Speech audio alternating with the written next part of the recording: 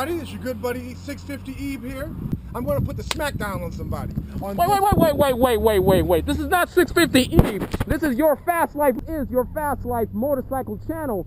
It is in fact 650 Eve. That's right. And you should go subscribe to his channel.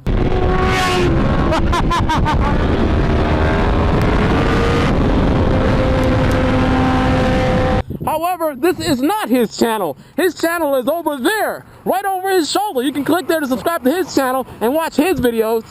I like them. I think they're cool. But right now, you're here. Your Fast Life motorcycle channel, and you want to watch another awesome video right here on Your Fast Life channel. Later on, you can go to 650 Eve, but right now, you're on Your Fast Life motorcycle channel. And right now, we're talking to Mustang Dame. Go check his channel out. He has a new Ninja H2, which is an amazing bike. I'm sure you're going to want to check out his videos. Lots of high-speed racing and... I'm not going to tell you anything else. Go check out his channel. Right now, we want to talk to him about what's the situation with getting the H2 over a built-up Busa. So you were actually looking at a built-up Busa versus the H2. Yeah, I was super serious about getting a built-up Hayabusa. I was considering a couple different companies. One, HTP Performance. Shout out to Cecil Towner. Great guy. And well, there was a few different reasons. The turbo it's a one-off unit. It would have took, he said, like 6 weeks to get the turbo created, and then another 2 months for the motor to get created. And I was, it's the middle of the summer, you know, nobody wants to be down for that amount of time, especially over here in the Midwest where we have limited riding season.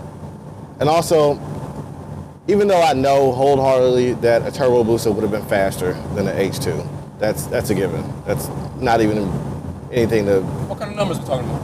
We're talking about turbo Busa, anywhere between like 280 up. That's just with a stage 1 turbo Busa is good for 300 horses.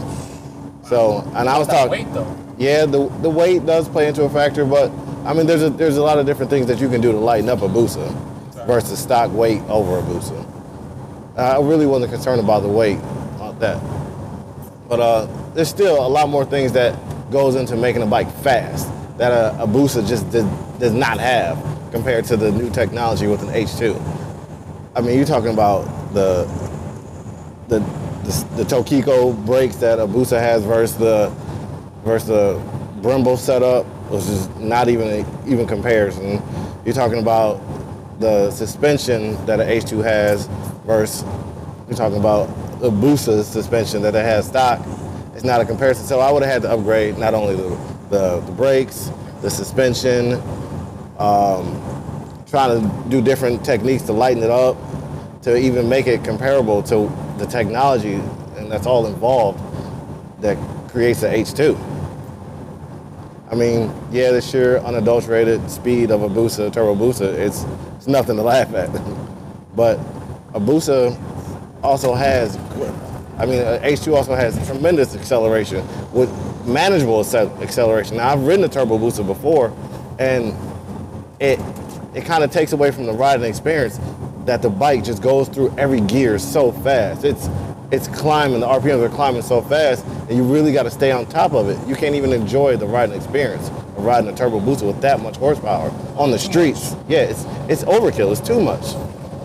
I mean, to create that happy median where you got great acceleration versus the power that can be planted on the ground is just something that the H2 already has. It's mastered. The Kawasaki Heavy Industries did a number with that bike. So, I don't know, those were just some of the determining factors that led me over to the H2 versus the turbo Busa. Would I have came out cheaper if I would have built the turbo Busa? Maybe a couple thousand cheaper after I, upgraded the brakes, suspension, did different techniques to lighten it up. But it still would have never handled like an H2.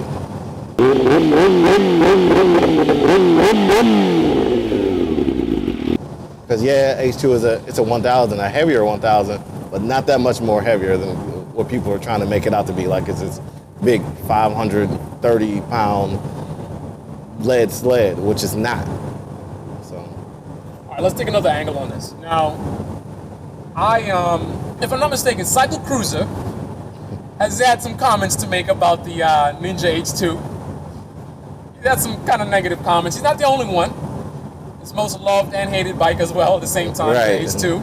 And I think some of the comments I believe he was one that made was references towards what type of rider, and it might have been Baker X Derek too. He was another one that had something to say. I think he likes the bike, but he had some negative things too. Now, in terms of what type of rider is going to be on a Ninja H2, they looked at it and they're like, well, you got all this power. What are you going to do with that kind of power on the road? You know, who's going to buy a bike?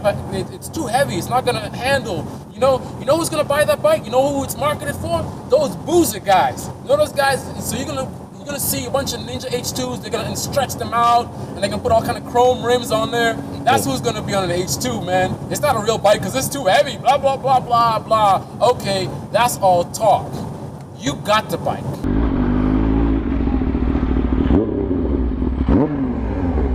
Actually, it is louder.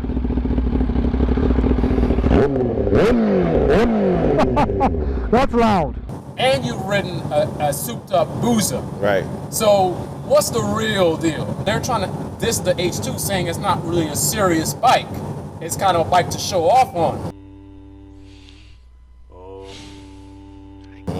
So what do you say to that? I'd have to severely disagree with that statement. The H2 packs a lot of performance, and I feel sorry for people that have not and that cannot experience the performance that the H2 delivers. Like the H2, in every gear, it feels like first to second gear. It just pulls strong through the RPM range, but not ridiculously strong to where it's uncontrollable. The H2 definitely delivers performance, and it's not all show. It's not just a pretty bike with an exotic look. It has exotic power. Well, should I say domestic power and with an exotic look, because you all know that the exotic bikes don't deliver that kind of power. So what about you're watching Your Fast Life, and this is the Ricky Gatson Ninja H2 Hybrid. Mustang Dame, soon to have lots of H2 videos, flying through the street racing. They're coming soon. Let's go through the notches. Quick shifter, super fast, super smooth, don't feel it at all. Amazing, convenient. I like the power shift myself, but it's nice to have the convenience of a quick shifter, just like on the Daytona 675R, which is my favorite motorcycle. Amazing, amazing, amazing. Oh man. Woo! I love this bike, man. Right back where we started from, California.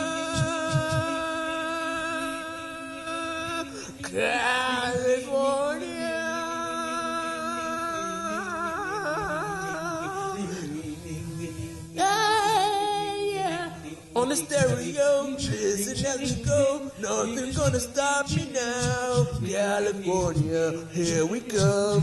Right back where we started from.